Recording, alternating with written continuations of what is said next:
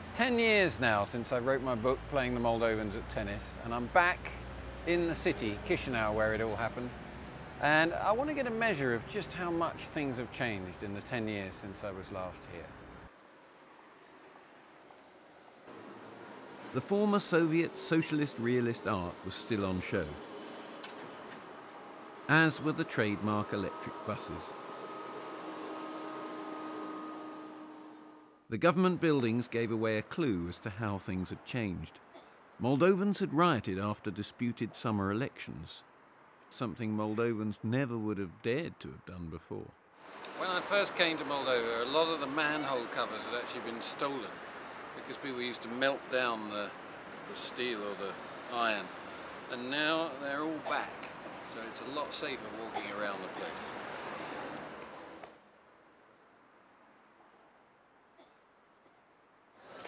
One of the major differences here is just people have a little bit more, there's more advertising, hoardings, bigger cars. Never seen a car like that before. But the people on the streets look the same, the clothes look the same. And I think there's still a lot of long faces about, which is what struck me so much when I was here before.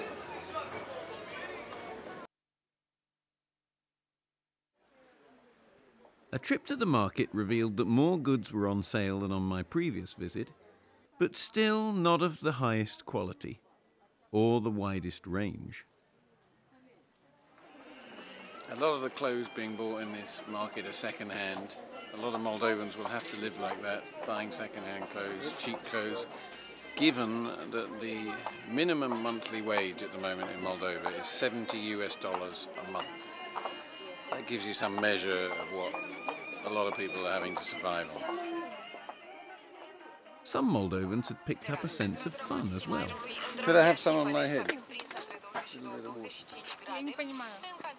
On my head? Water?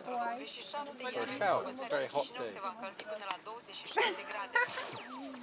No? Oh, okay. If you want? Yeah, a little bit. Thank you. Perfect. It's good? Yeah, shower, docha. What's a shower? Дождь. Dost. Good. Mulțumesc.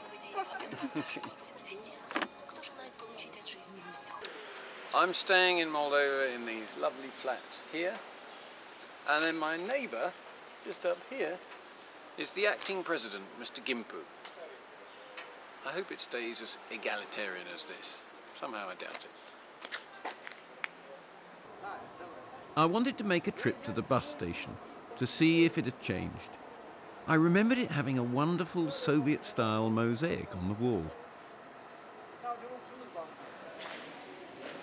I was not disappointed. It was still there in all its magnificence.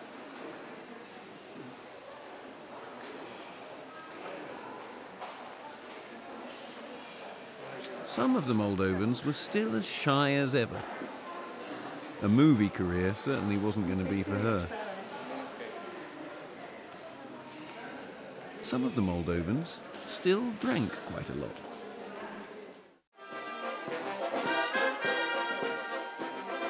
The music from Chisinau's lovely Central Park called me, and a Sunday afternoon dance, a tradition which has been going on for decades, was taking place.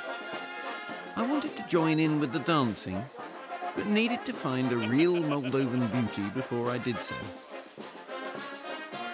I was in luck.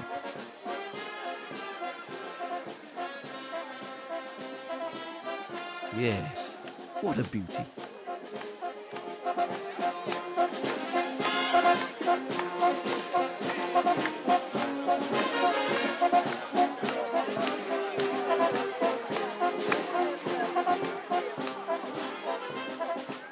These Moldovan women certainly like me.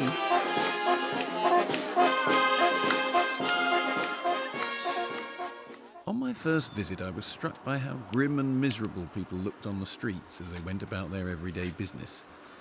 I couldn't quite understand it. Now I've come back, it's not quite as bad as it was. So I think government has decided to do something about that. And what they've done is given them instructions to try harder, to look gloomy. I have a recollection of this being a beautiful park. Just behind me there were steps down, there was a lake with boats on. Now it's completely overgrown, and it just feels like a scam to me that they've let this all get overgrown. It'll be sold to private developers, and the next time I come there'll be big private houses up. Bulldozers are moving in over there already. This is what happens when one system collapses and is replaced with another one. What tends to happen is the big private money comes in, a few individuals get richer and richer, and the poor people at the bottom have even less to enjoy. They have to pay for everything. It's shocking.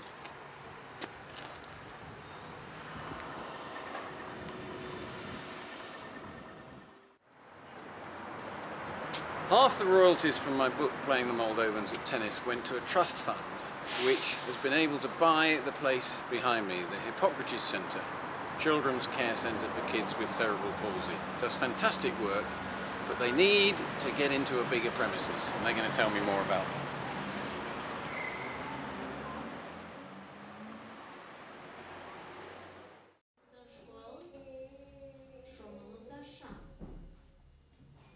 The children come in for one intense therapy session, each day for a fortnight.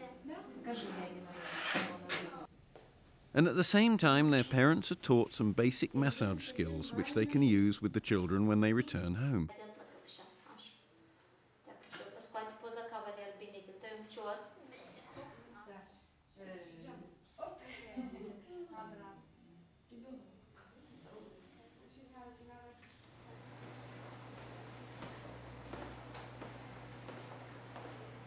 Whenever you start any sort of centre like this, it's very important that there's a picture of you up in the centre as a good, established authority figure. Unfortunately, there's a picture of me dressed as a pixie. Hello. They picked up on this, as in one of my books there's a picture of me there, and they decided to make this the symbol of the centre.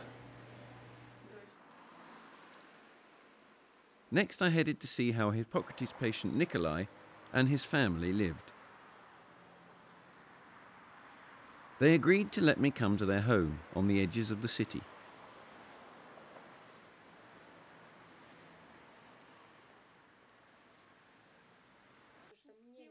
So in total she works from 6 a.m. to about 9-10 in the evening. 6 a.m. till 9 in the evening, and that is 9 or 10, and that's 2 shifts. They told me that 6 people lived in 2 rooms. The bathroom was shared by 3 other families, and so was the kitchen. What does she mean by 2 shifts? Just she works one. Well, I just left the flat. That was a very sobering experience. All those people sharing all that stuff, cramped. I'm not going to moan about anything for a while, I'll tell you. It's pretty tough going, the way they have to live.